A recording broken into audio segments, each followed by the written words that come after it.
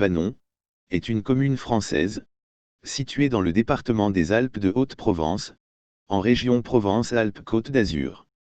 Village perché, aujourd'hui descendu dans la plaine, Banon possède une forte identité culturelle.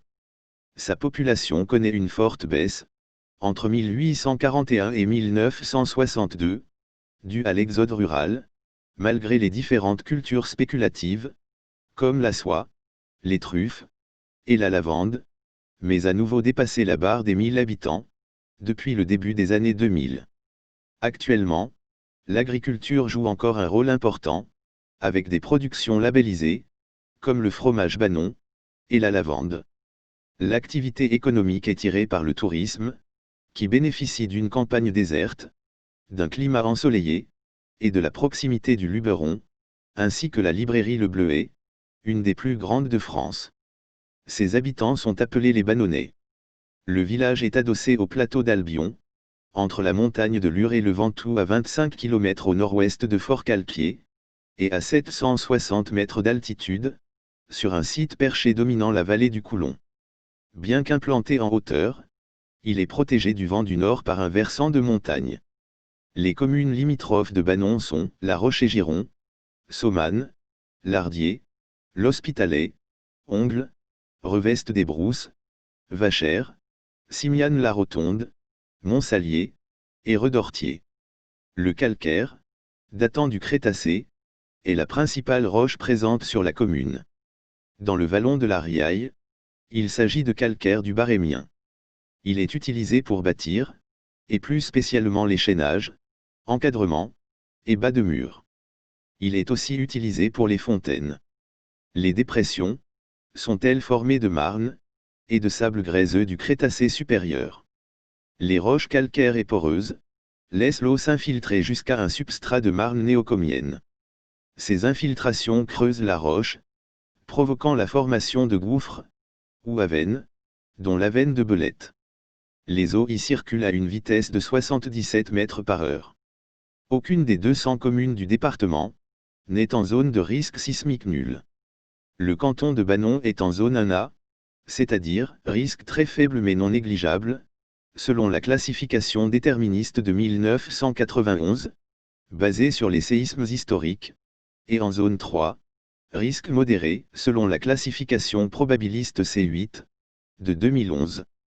La commune de Banon est également exposée à 3 autres risques naturels, les feux de forêt, les inondations, et les mouvements de terrain. La commune de Banon n'est exposée à aucun des risques d'origine technologique recensés par la préfecture. Aucun plan de prévention des risques naturels prévisibles n'existe pour la commune et le DICRIM n'existait pas encore.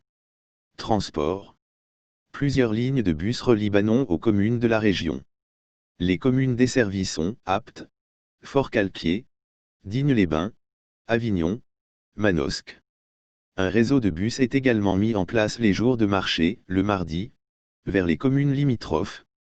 L'aéroport, et la gare TGV les plus proches, se trouvent à Avignon.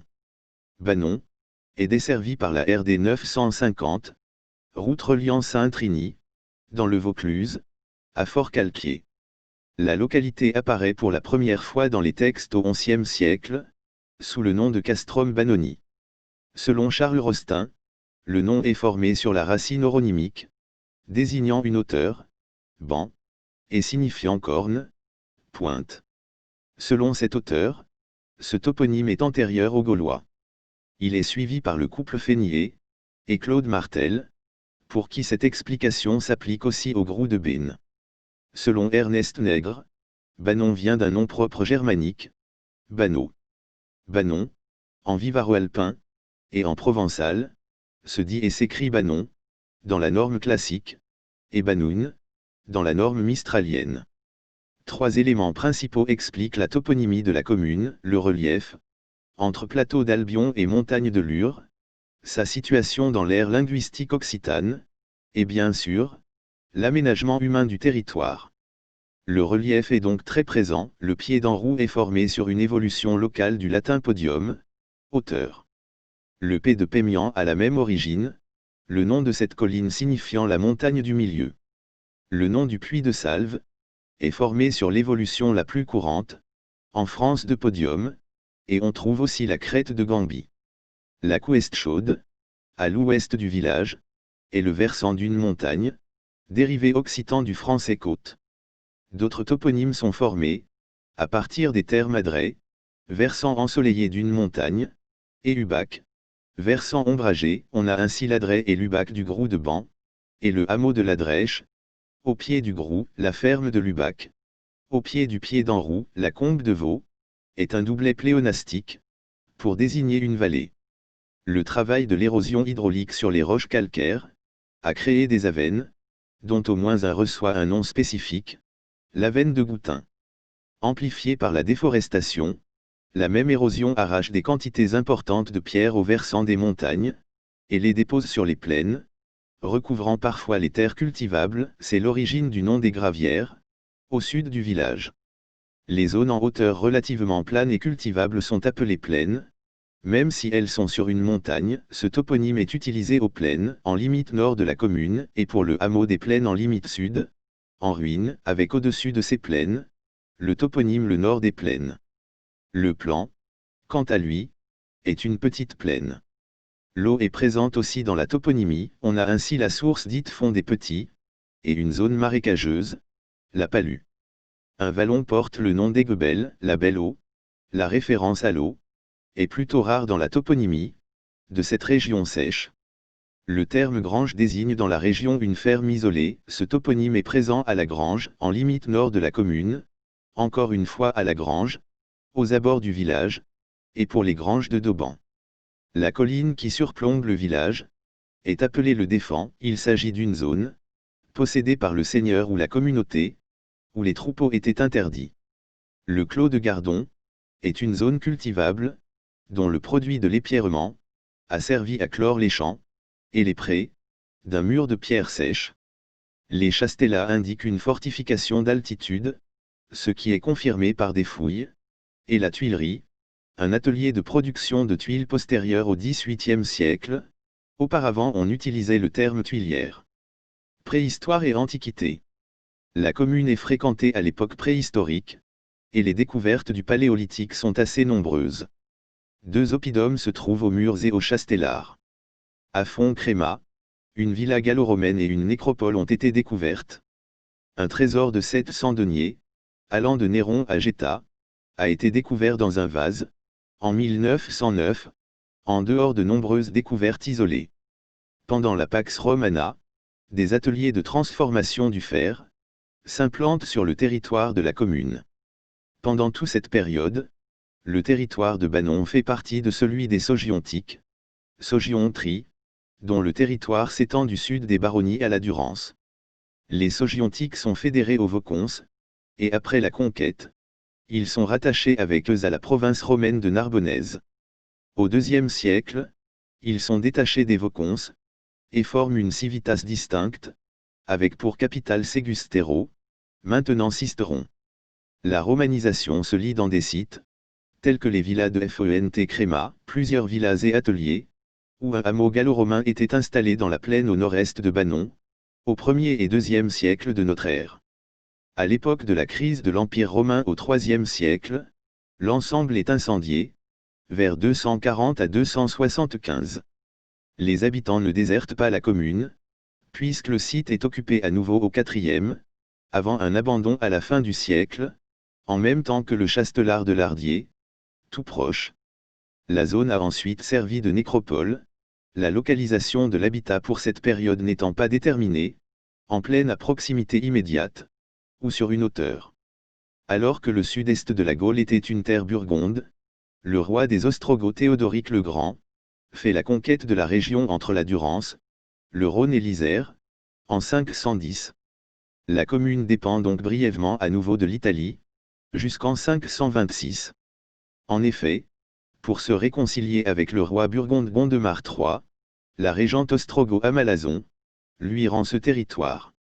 Au Moyen Âge, alors que le Chastelar est abandonné, il reste dans le paysage un repère visuel, et symbolique dans les mentalités. Important, la frontière avec la communauté voisine de Lardier est fixée sur le versant de l'Oppidum, selon un processus qui semble courant. Le village est fortifié au XIe siècle, c'est le castrum Bannonum, des chartes de l'époque. Au Moyen Âge, l'église Notre-Dame dépendait de l'abbaye de Cruy, qui percevait les revenus attachés à cette église et ceux de la chapelle Saint-Hilaire, désormais disparue, revenaient à l'abbaye de Sénanque. Le fief des Simianes, du XIIe siècle, à la Révolution de 1789, est dévasté par Raymond de Turenne, en 1391. La communauté de Bannon relevait de la viguerie de Forcalquier. Un moulin à vent existait à Bannon, probablement postérieur au XVIIe siècle. Ses ruines se trouvent près du clos de Gardon. Durant la Révolution, la commune compte une société patriotique, créée après la fin de 1792. Le château médiéval est rasé à la Révolution. Époque contemporaine. Le coup d'État du 2 décembre 1851 commis par Louis-Napoléon Bonaparte, contre la Deuxième République, provoque un soulèvement, armé dans les Basses-Alpes, en défense de la Constitution. Après l'échec de l'insurrection, une sévère répression poursuit ceux qui se sont levés pour défendre la République. 17 habitants de Bannon sont traduits devant la commission mixte, la majorité étant condamnée à la déportation en Algérie. Comme de nombreuses communes du département, Bannon se dote d'écoles bien avant les lois Ferry. L'habitat dispersé l'a conduit à doubler l'équipement, avec en 1863, 2 écoles, installées au chef-lieu et au village du Largue, aux 2 extrémités, est et ouest, de la commune. Ces écoles dispensent une instruction primaire aux garçons et aux filles. La loi Fallou, 1851, impose l'ouverture d'une école de filles aux communes de plus de 800 habitants. La commune profite des subventions de la deuxième loi Duruy, 1877, pour reconstruire l'école du village du Largue, et pour en construire une nouvelle aux Granges de Dauban. Le village commence à se déplacer au courant du XIXe siècle, les habitants commencent à abandonner l'habitat serré des hauteurs, pour construire leurs maisons à proximité du carrefour des routes de Sisteron, Apt, Manosque et Forcalquier, vers 1840 à 1880. Cette nouvelle agglomération est appelée la Bourgade. L'ancien village n'est pas abandonné immédiatement, puisque l'église y est agrandie, l'hôpital est construit sur les hauteurs. Mais en 1887, le collège est construit dans le nouveau village, sur la place du marché. En 1905, c'est la fontaine à jet d'eau, de la source des Brieux, alimentée par un aqueduc souterrain de 3 km, qui est construite dans le nouveau village. Par la suite, toutes les nouvelles constructions, privées ou collectives, se font dans le village du Bas, église en 1911, hôpital en 1930, et dans les années 1950, on commence à convertir les vergers en zones pavillonnaires. Au XXe siècle, la culture de la lavande s'implante, et une distillerie est créée. À la fin de la Seconde Guerre mondiale, la gendarmerie est déménagée à Forcalquier. La commune a été décorée, le 11 novembre 1948, de la Croix de guerre 1939 à 1945. Lieux et monuments remarquables. Porte du XIVe siècle et Calade.